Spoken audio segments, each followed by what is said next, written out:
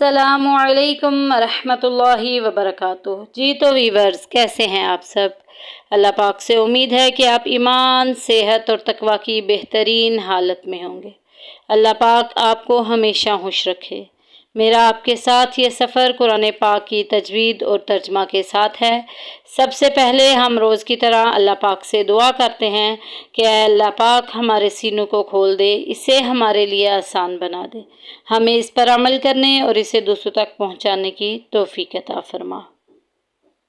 اللہم رب اشرح لی صدری ویسر لی امری واحلل عقدۃ من لسانی یفقہوا قولی۔ اعوذ باللہ من الشیطان الرجیم، بسم اللہ الرحمن الرحیم۔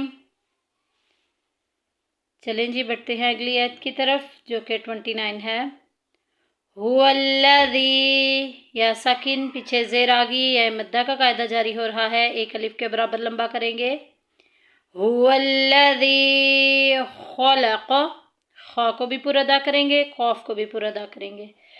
خلق لکم ما فی الارض، ما میں دیکھیں میم مشدد آگی، غنہ کریں گے، ناک میں آواز لے کے جائیں گے۔ پورے قرآن پاک میں جدھر جدھر بھی میم کے اوپر شد آ جائے گی یا نون کے اوپر شد آ جائے گی وہاں پر غنہ کریں گے۔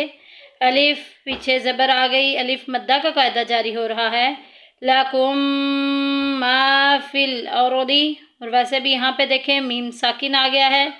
میم ساکن کے بعد اگر دوسری میم آ جائے تو پہلی میم کو دوسری میں مدغم کر دیتے ہیں، ادغام شفوی کا قاعدہ جاری ہو رہا ہے۔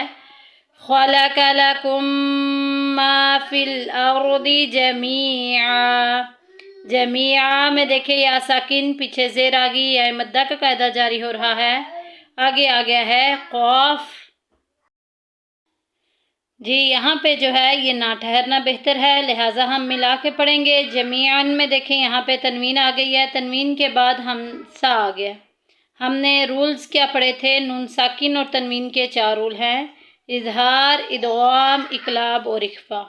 نون ساکن یا تنوین کے بعد اظہار یعنی کہ حروف ہلکی حمزہ، ہا، عین، حا، غین، خوا میں سے کچھ بھی آ جائے وہاں ظاہر کر کے پڑھیں گے، اظہار ہوگا۔ اور اگر ادغام کے حروف جو ہے وہ بھی 6 ہیں جن کا مجموعہ یرملون ہے، یا، را، میم، لام، واو، نون۔ اگر ان حروف میں سے کوئی بھی حرف آ جائے وہاں ادغام کریں گے۔ ادغام کی آگے سے 2 شاخیں نکلتی ہیں، ایک غنے کے ساتھ ملانا ہوتا ہے، ایک بغیر غنے کی۔ لام اور را میں غنہ نہیں کریں گے، باقی تمام میں غنے کے ساتھ پڑھیں گے۔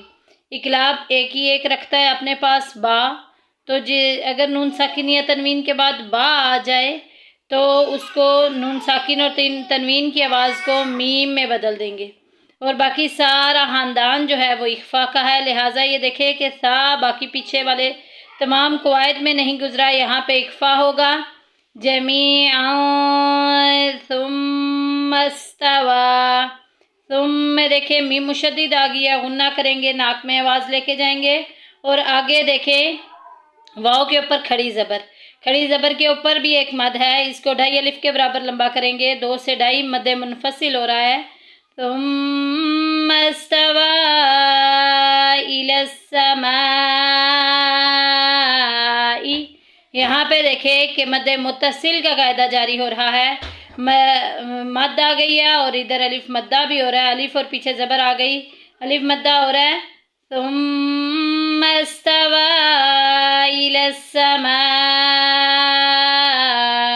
فسواهن 7 سماوات، سب میں آواز گونج کے نکلے گی کیونکہ یہ حروف کلکلہ میں سے ہے۔ 7 سماوات، تو آ گیا ہے وقف مطلق کی علامت، یہاں ٹھہرنا بہتر ہے، پیچھے سے ملا کے پڑھتے ہیں۔ هو الذی خلق لکم ما فی الارض جمیعا ثم استوى الى السماء فسواهن 7 سماوات وَهُوَ بِكُلِّ شَيْءٍ عَلِيمٌ۔ یہاں پہ دیکھیں کہ شَيْء میں دیکھیں یا ساکن پیچھے زبر آ گئی ہے، یا مدہ کے لیے یا ساکن پیچھے زیر ہونا ضروری ہے، تو یہاں پہ لین کا قاعدہ جاری ہو رہا ہے۔ حروف لین دو ہیں، واو اور یا، ان دونوں سے پہلے ہمیشہ زبر آتی ہے، یہ ساکن ہوتے ہیں، ان سے پہلے ہمیشہ زبر آتی ہے۔ حروف لین کو بغیر کھینچے، بغیر جھٹکا دیے نرمی سے معروف پڑھیں گے۔ آگے دیکھیں آگئی ہے تنوین۔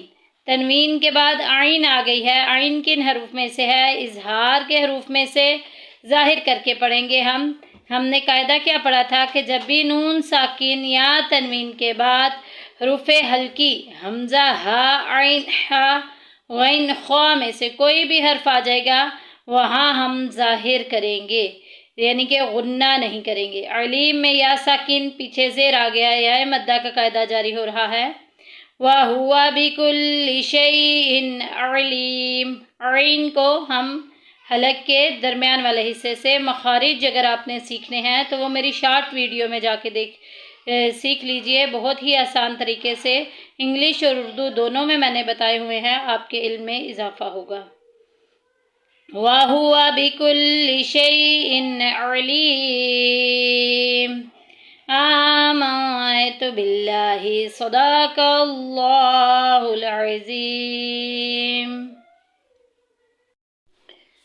جی تو بڑھتے ہیں اب اس کے ترجمہ و تفسیر کی طرف کہ اللہ سبحانہ و تعالی قرآن پاک کی اس آیت سورۃ بقرہ کی 20 آیت نمبر میں کیا ارشاد فرما رہا ہے؟ هو الذی، وہی ذات ہے، خلق لکم، پیدا کیا۔ خلق کا مطلب ہوتا ہے اس نے پیدا کیا، لکم تمہارے لیے، ما فی الارض جو کچھ زمین میں ہے، جمیعا سب، وہی اللہ ہے جس نے سب تمہارے لیے جو کچھ بھی زمین میں ہے وہ پیدا کیا۔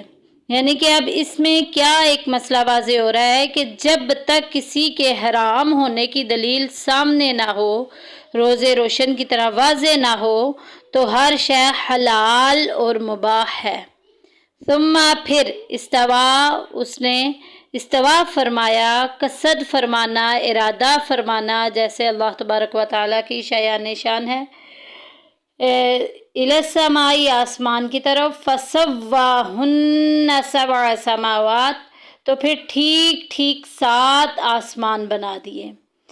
یعنی کہ آسمان اور زمین پہلے سے پیدا ہو چکے تھے، آسمانوں کو برابر اور خوبصورت کرنا مراد ہے۔ وَهُوَ، اور وہ، بِكُلِّ شَيْءٍ عَلِيمٌ، ہر شے کا خوب علم رکھنے والا ہے۔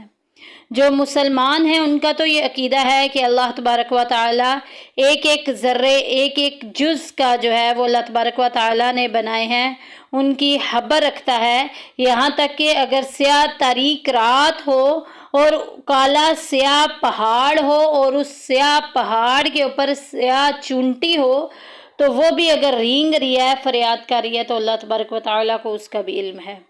تو کچھ جو ہے وہ کافر، جو منکر ہیں، معاذ اللہ وہ یہ کہتے ہیں کہ اللہ تبارک و تعالیٰ آئندہ کے حالات نہیں جانتا۔ اللہ تبارک و تعالیٰ اپنی پناہ میں رکھے اور ہم سب کے ایمانوں کی حفاظت فرمائے، ہمیں صحیح معنوں میں قرآن پاک پڑھنے، سیکھنے، سمجھنے اور دوسروں کو سمجھانے کی توفیق عطا فرمائے۔ اللہ تبارک و تعالیٰ سے دعا ہے کہ ہمارے ایمانوں کی حفاظت فرمائے۔ جی آج کے لیے اتنا ہی، اپنی دعاؤں میں یاد رکھیے گا۔ آپ کی دعاؤں کی طلبگار انم فیصل۔ اللہ حافظ۔